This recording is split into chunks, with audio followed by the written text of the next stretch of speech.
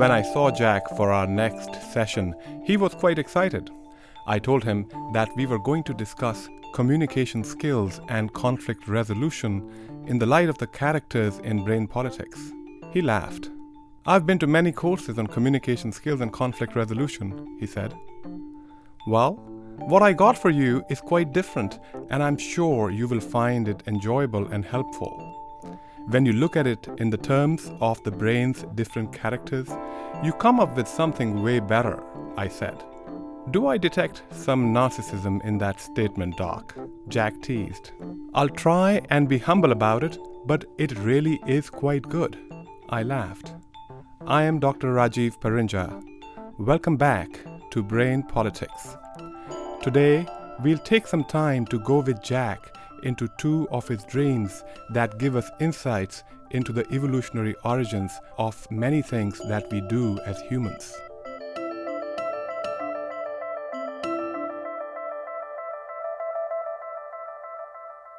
Jack said, "I want to talk about something very different today. Do you know how we discussed the reward system, and pretty much everything that we want to do is driven by the reward system? You told me some of the things that we find rewarding, but there isn't really a complete list of the things that humans find rewarding, is there?" he asked. "That's right," I said. "Different people find such different things rewarding, depending on the context, the culture, and the time in which they live, that there hasn't really been a comprehensive list of all the things that people want. There are some people who have tried to classify the things we want. A popular example that you might have heard of is Abraham Maslow, who came up with the hierarchy of needs." "I had some dreams," said Jack. "I got such good insights from those dreams that you might want to publish them in scientific journals." "I'm sure the most reputable scientific journals are looking exactly to publish what you saw in your dreams," I said sarcastically. Jack ignored my sarcasm and started his story. "In my dream, I went to a theme park in Florida where they have the DeLorean." "Do you mean the one from the Back to the Future, which was a time machine?" I asked. "Exactly that one," he replied. And then he continued his story. "So I go to the theme park, get in the DeLorean, and fly off," he said. "So it was a flying DeLorean, like in the second movie?" I asked. "Do you mean you stole it?" "I don't condone stealing," I said. "It's not illegal to steal in your dreams," laughed Jack. "I guess I should concede that point," I replied. "Where did you fly to in the DeLorean?" I asked him. "Well," he replied, "first I flew to a nearby marsh and picked up a small alligator to take as a pet." "Why did you choose an alligator as a pet?" I asked him. "You can't ask me that question," he replied. "I can't? Why not?" I said to him. "You are my psychiatrist. You are supposed to give me an interpretation of my dreams and not ask me to interpret them for you," he replied. "I am sorry you did not get Freud for your psychiatrist," I laughed. "But can I have one more question?" I asked. "Why did you choose a small alligator?" "Well," he replied, "a large one would not fit in the car." "I see," I said. "Well, that makes perfect sense." "Enough with the sarcasm," Jack replied. Then he started his story.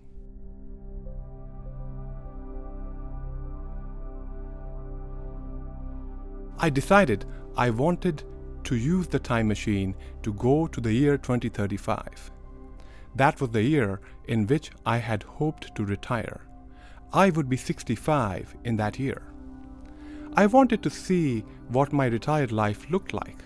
I punched in the number 2035 on the display and started off. But there was a problem. I didn't know I had to put in AD after the year. The car defaulted to 2035 BC. I flew back in time to 2035 BC. I ended up 4,000 years ago and crashed the car into some trees. And there I was, stuck with a broken down time machine, with no access to technology and no way to get back. I had to figure out how I was going to survive in that environment. But first, I had to take care of my small pet alligator. Now that was the easy part. I found a swamp and released him. You see, the life of an alligator has not really changed in the last 4,000 years. And an alligator will have no difficulty in surviving in a marsh from 4,000 years ago. Our lives are vastly different. I realized I did not have the tools or the skills to make it on my own in this prehistoric time.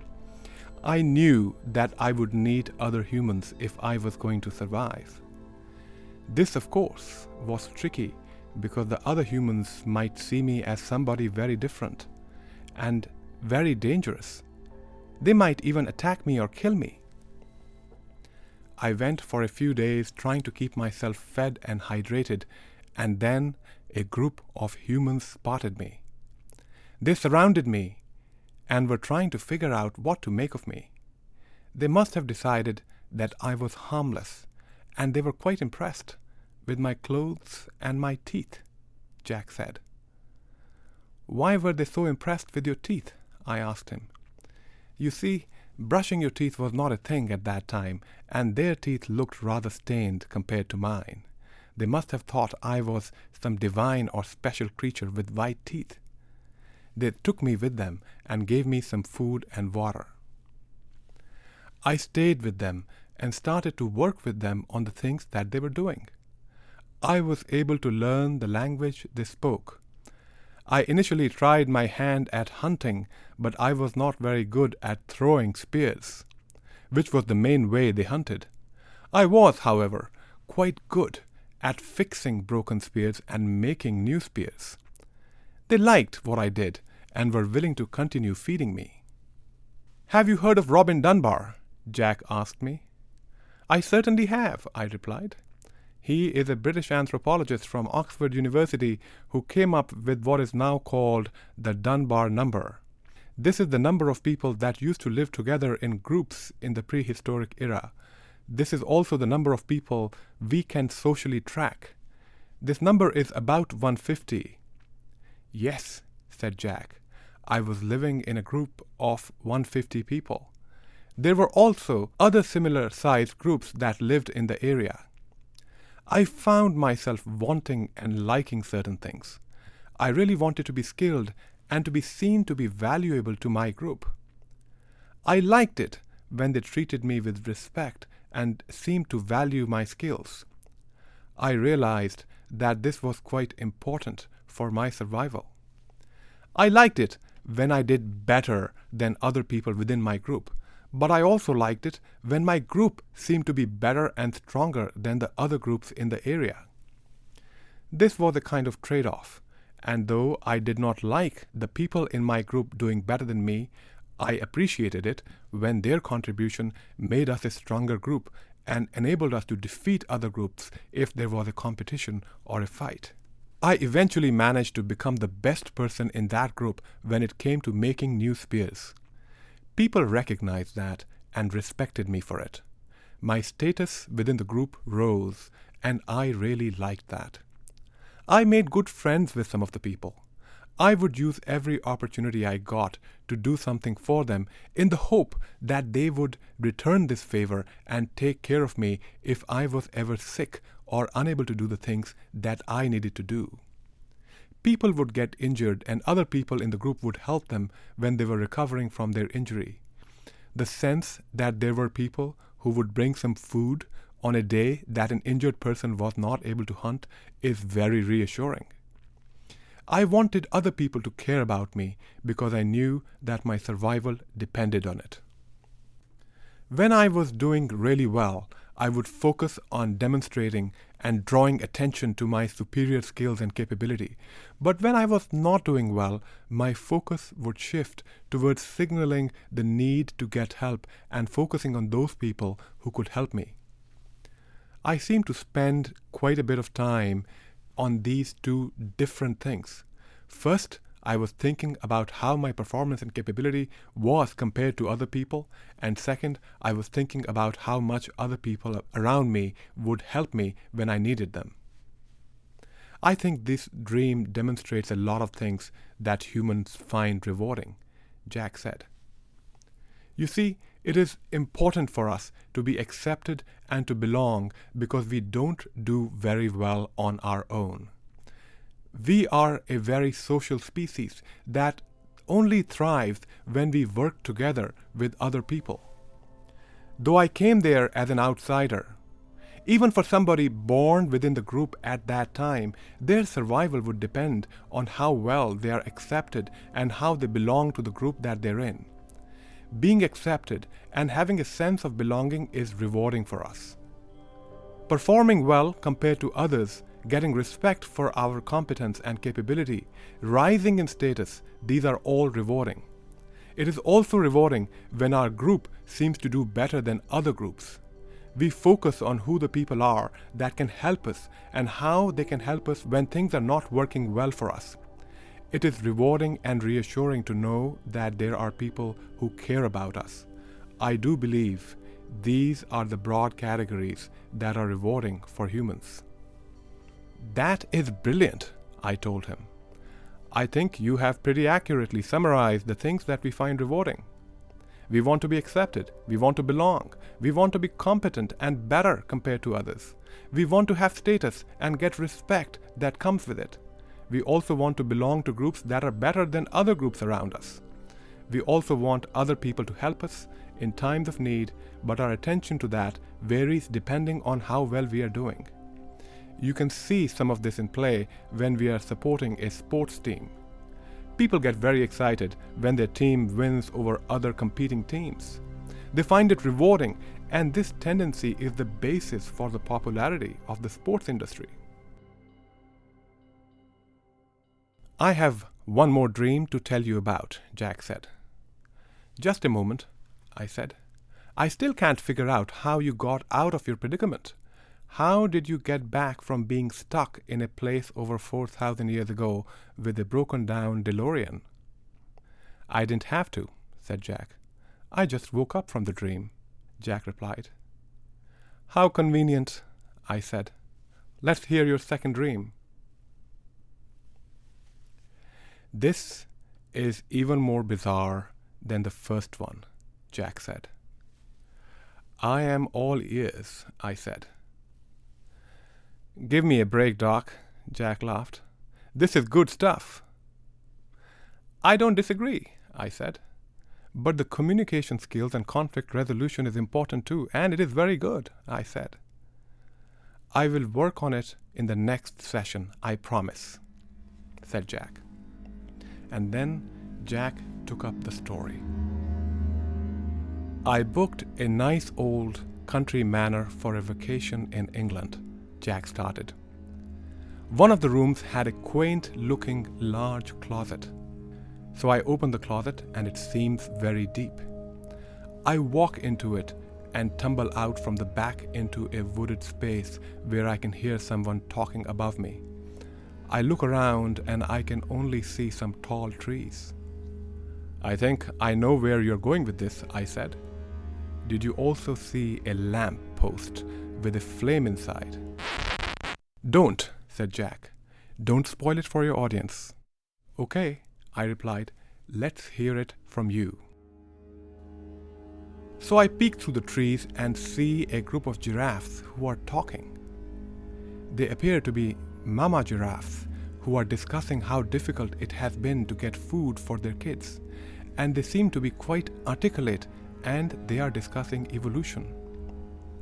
One of them says, I hope my young ones have longer necks. I don't know what else we can do to help our children reach the leaves which are higher up. And then one of them sees Jack. She seems to be startled. Son of Adam, she says. And Jack thinks he has heard this phrase before, and then it occurs to him. He is in Narnia. The giraffe and Jack start chatting. The giraffe continues her little tirade about the challenges that giraffes face. The food has been scarce, she says. I'm worried about my children. I hope they will be taller than other giraffes so they can reach higher leaves. This giraffe seems to understand evolution and knows that they have long necks to allow them to reach higher leaves. She says, "You know that when humans were first coming to grips with evolution, they were thinking about giraffes. They realized that the long necks we have must serve a purpose. The giraffes with longer necks were able to reach higher leaves, and that allowed them to survive and reproduce better. This process was repeated over many generations, and the neck got longer and longer." She also expresses frustration with the fact that there is nothing she can do to help herself or her children. "You know, all we can do is wait for a mutation that makes our necks longer." Jack began to feel a little sorry for her. He wonders what he can do to help. "Oh, son of Adam," says the mama giraffe, "you have your own challenges to take care of." "We do?" asks Jack. "How is that?" "Do you understand evolution?" asks the giraffe. "I believe I do, but what I don't understand is how you understand evolution," says Jack. "Oh, my great-grandfather was at the zoo in London in the late 1860s. Evolution was all the rage in those days, and many scholars from all around England would come to see him and debate evolution. We got a very good understanding of the evolutionary process and deep knowledge about the museums of natural history around the world," said the giraffe. "That is amazing," said Jack. After chatting a little longer, Jack tells the giraffe that he is from Toledo, Ohio. "Oh," says the giraffe, "have you ever visited the Natural History Museum of Cleveland?" Jack said that he probably had when he was in school, but he doesn't quite remember it. "Did you see Lucy?" asks the giraffe. Jack doesn't remember seeing Lucy. The giraffe starts telling Jack about Lucy. Lucy is one of the most complete skeletons of an ancestral human species living over 3 million years ago ever discovered. The Cleveland Museum of Natural History had it for many years, but they returned it to Ethiopia, from where it came. Now they have a life-size replica of Lucy. Lucy was walking upright, freeing up her hands and thumbs, but she had a very small brain. This is one of the pieces of evidence that ancestral humans started walking upright before human brains grew in size. It appears that freeing up your hands allowed you to make tools, which is at least one of the things that contributed to the need for a larger brain," said the giraffe. Jack is intrigued. That is very interesting. He realizes that this giraffe knows a lot more about evolution than he does. Jack asks the giraffe, "You know, you were saying that we humans have our own challenges. What are those?" "Well," says the giraffe, "if you take any species other than humans, they can't really do anything very different from what their ancestors have been doing to improve their chances of survival. I'm worried about my children, but I can't really do anything about it except hope that they have mutations that cause them to have longer necks. You, on the other hand, are very different from every other species. You have hands with opposing thumbs that allow you to make tools. You can innovate to solve problems that you face. You can also communicate very effectively using language with other humans and work in teams to do things that no individual human could do. Your ancestors hunted mammoths and large elephants because you communicated and worked as a team."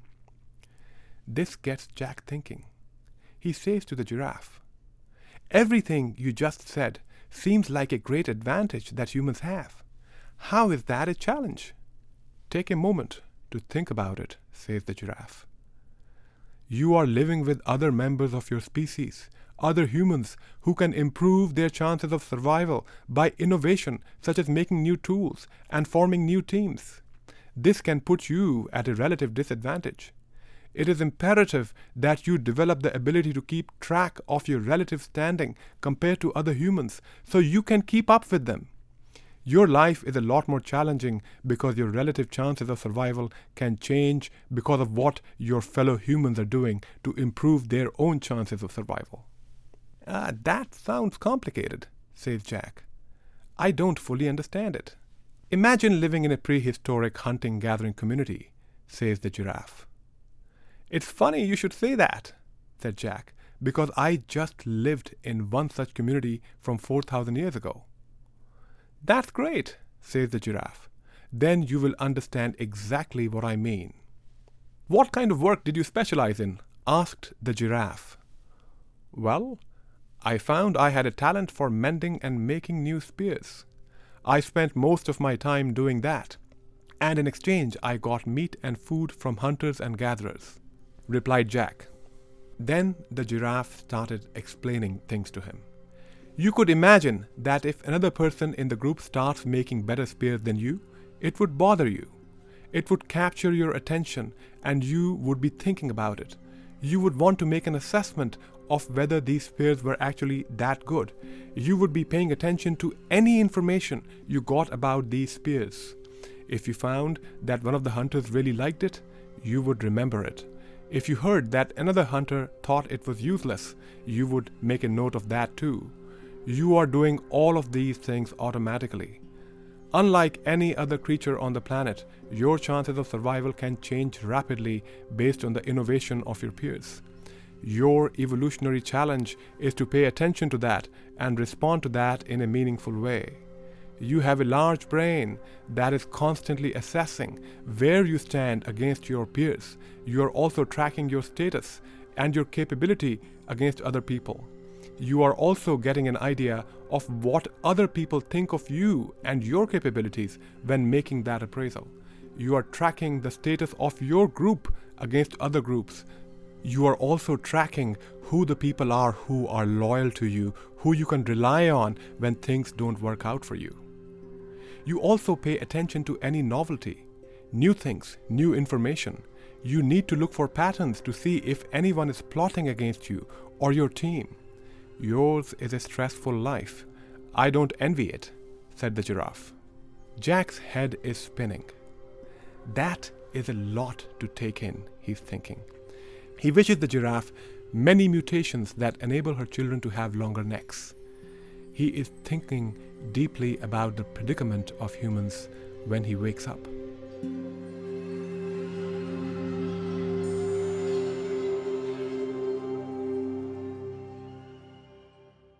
In our session, Jack said, "Every animal must compete with others within its species.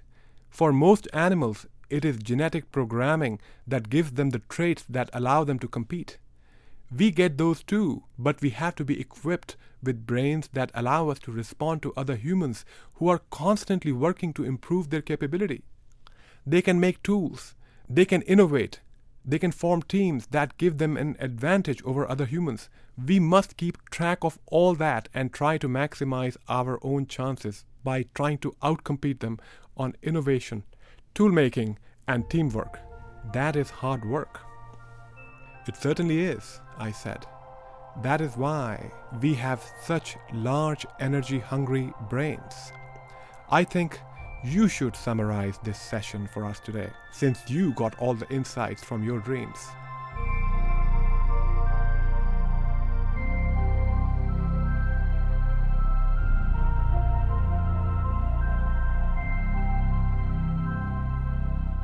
"From the first dream," said Jack, "where I crashed the DeLorean from Back to the Future and got stuck in a community of hunter-gatherers 4,000 years ago, I got a list of the things that people want socially.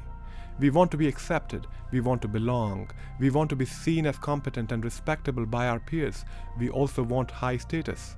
Though we don't like it when other people do better than us, we do like it when we as a group do better than other groups. From the second dream, I realized what a challenge humans have in evolutionary terms. The fact that unlike pretty much any other living creature, we can make complex tools with our hands which have opposing thumbs. We have the ability to be creative and innovative to solve problems, and we use complex language to communicate and coordinate work with fellow humans. This creates a new evolutionary challenge. Our brains must constantly track how we are doing compared to others. We automatically pay attention when somebody does well compared to us. We track all the information that comes our way about how other people are doing compared to us. We feel good when we do well and upset when we don't do well in these comparisons. I think I will leave the learning points to you, Doc, said Jack. Sure, I said. I think it is helpful for us to know what we as humans want. Your first dream takes you through being accepted and living as a part of a completely new community in a very different age. This is helpful to keep in mind when we are interacting with other people. We can get the outcomes we want when we give people what they want. In your second dream, we saw how people are constantly paying attention to social comparisons and information about their relative competence. These comparisons seem really important to us because there was a time in our evolutionary history when our survival would depend on them. Our brains haven't had a chance to adapt to the change in our situation. In most developed parts of the world, and even in some developing parts of the world, somebody doing better than us doesn't really put us at a huge disadvantage. It doesn't impact our chances of survival in the same way as it would have done 4,000 years ago, but our brains respond as if it does.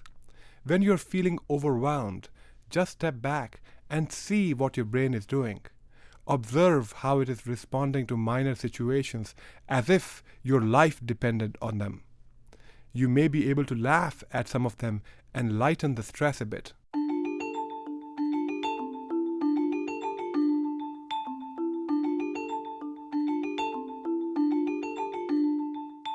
In our next episode, I told Jack, we are going to be discussing communication skills and conflict resolution. I can guarantee you one thing, this is not going to be anything like what you have heard before about conflict resolution or communication skills. I appreciate the humility, Doc, said Jack. I look forward to it. I hope you will join me for the next episode. If you have questions or comments, please go to wgte.org/brainpolitics. I am Dr. Rajiv Parinja. I am your host and producer. Our executive producer is Chris Pfeiffer. This is Brain Politics. I hope you will join me for the next episode.